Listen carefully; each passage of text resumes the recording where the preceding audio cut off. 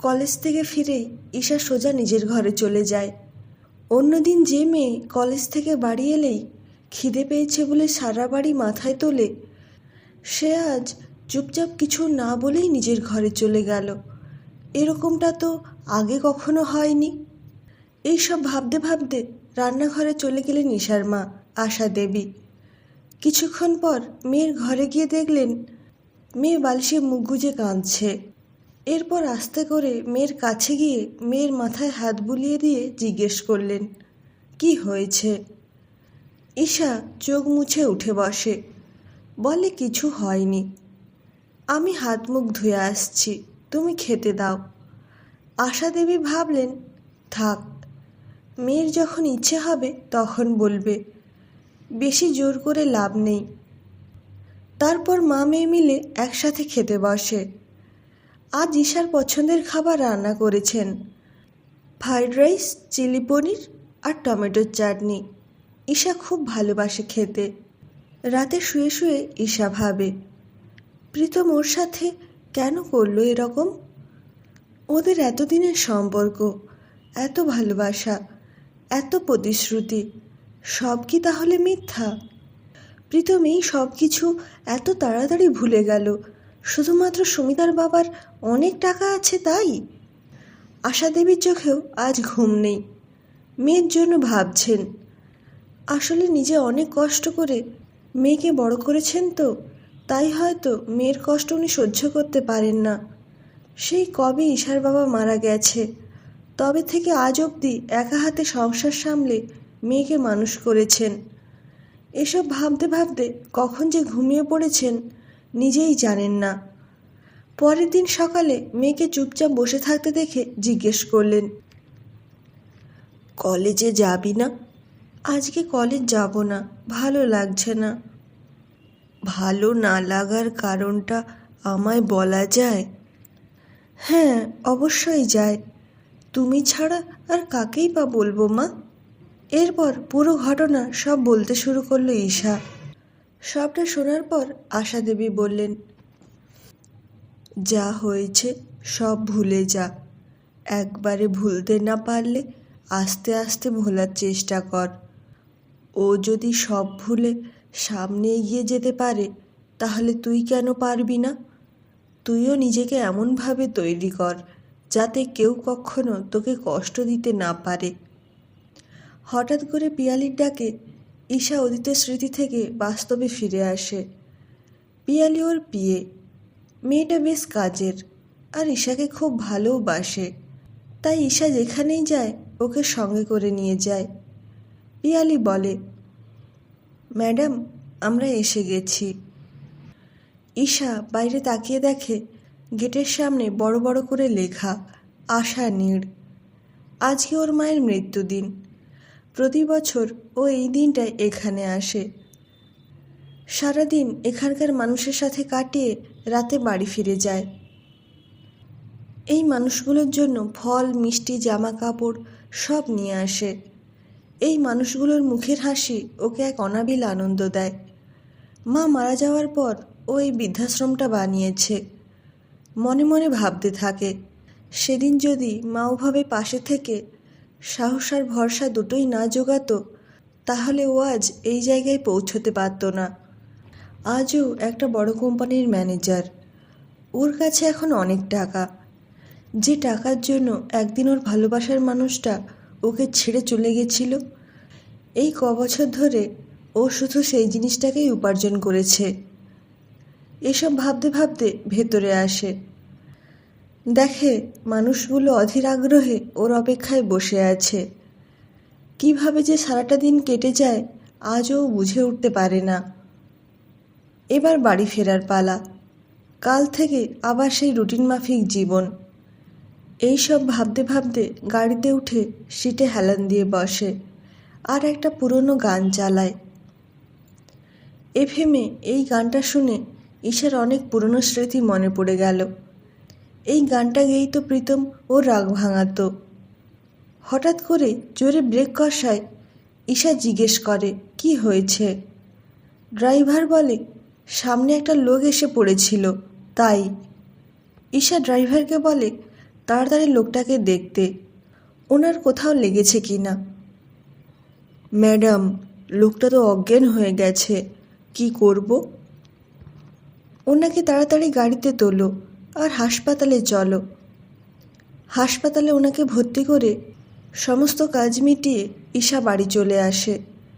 পরের দিন সকালে পিয়ালি এসে একটা মানিব্যাগ দিয়ে বলে, এটা মনে হয় ওই লোকটার হবে, কালকে গাড়িতে করে নিয়ে যাওয়ার সময় পড়ে গেছে হয়তো। ঠিক আছে, টেবিলের ওপর রেখে দে, আমি দেখছি। হঠাৎ ফোনটা বেজে ওঠে ঈশার। গিয়ে ধরে, হ্যালো, বলুন। ম্যাডাম, হাসপাতাল থেকে বলছি। কালকে যে লোকটিকে আপনি ভর্তি করেছিলেন, উনি একবার আপনার সাথে দেখা করতে চাইছেন। ঠিক আছে, আমি আসব। ওনার একটা জিনিস আমার কাছে আছে, ওটা ফেরত দিতে হবে। ধন্যবাদ ম্যাডাম।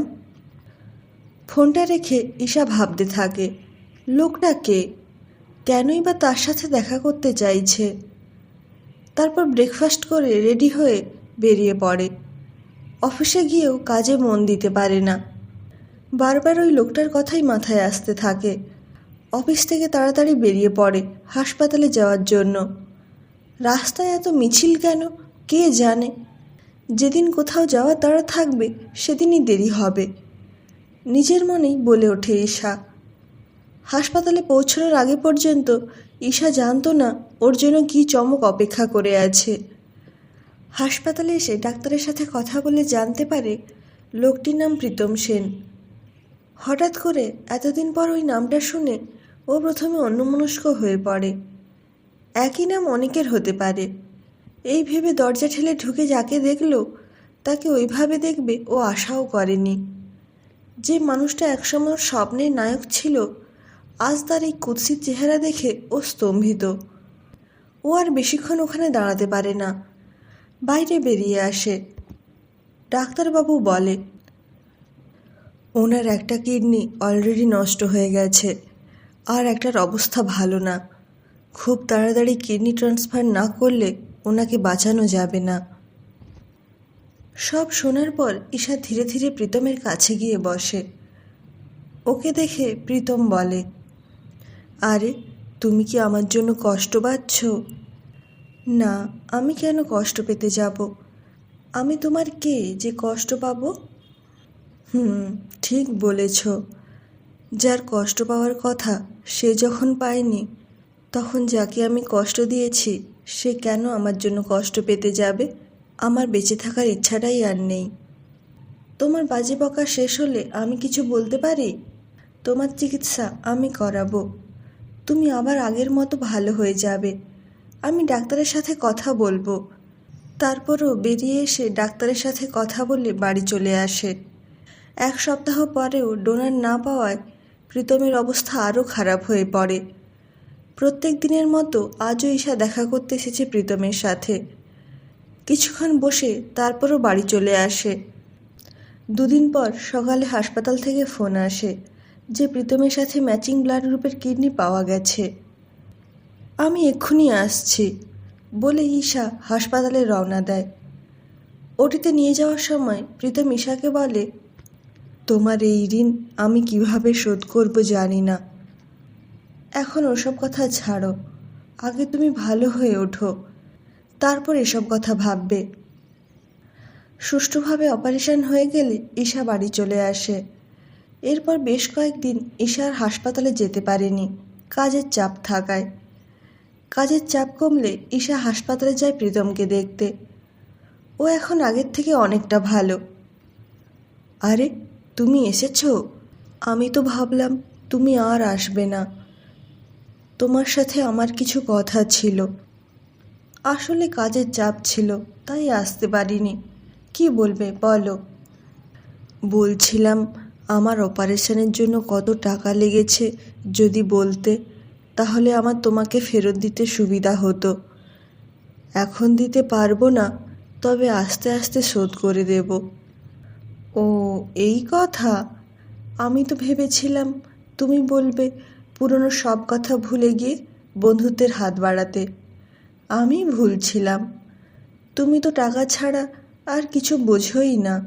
সেদিন যেমন আমার ভালোবাসা বুঝতে পারোনি, তো আজ তোমার থেকে বন্ধুত্ব আশা করা তো বোকামোর পরিচয় দেওয়া। পার্স থেকে আশা নীড়ের একটা কার্ড বের করে প্রীতমকে দিয়ে বলল, টাকা আমি চাই না, তবে তুমি ফেরত দিতে চাইলে কার্ডে দেওয়া এই ঠিকানায় পাঠিয়ে দিও। আর একটা কথা, কোনো মানুষকে কখনো টাকা দিয়ে বিচার করো না। আমি চললাম। তোমার ঠিকানাটা? সেটা জানার কোনো দরকার আছে বলে মনে হয় না। আর আমার ট্রান্সফার হয়ে গেছে এখান থেকে। চলি, আমার দেরি হয়ে যাচ্ছে। প্রীতমের উত্তরের অপেক্ষা না করেই ঈশা বেরিয়ে যায়। ঈশা ইচ্ছা করেই ওর ট্রান্সফারটা অনেক দূরে নিয়েছিল, যেখানে ওর কোনো চেনাশোনা মানুষ থাকবে না। সবার থেকে দূরে চলে যাওয়ার সিদ্ধান্ত নিলেও আশা নীড়ের সাথে যোগাযোগ বজায় রাখার সিদ্ধান্ত নিয়েছিল ঈশা। আসলে কিছু সম্পর্ক বোধহয় এমনও হয়, যেগুলো টাকা দিয়ে কখনো বিচার হয় না।